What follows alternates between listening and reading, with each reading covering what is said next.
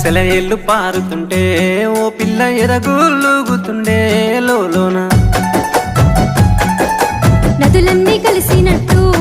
పిల్లగా నవ్వెంత బాగున్నది నీలోన గాజుల సప్పులు గలుగల్లు మోగంగా గజ్జెల పట్టీలు గంటేసి ఆడంగా వరిగడ్డి మోపు ఎత్తి ఓ పిల్ల వయ్యారి నడుము పవే ఈ వేళ సిగ్గు సింగ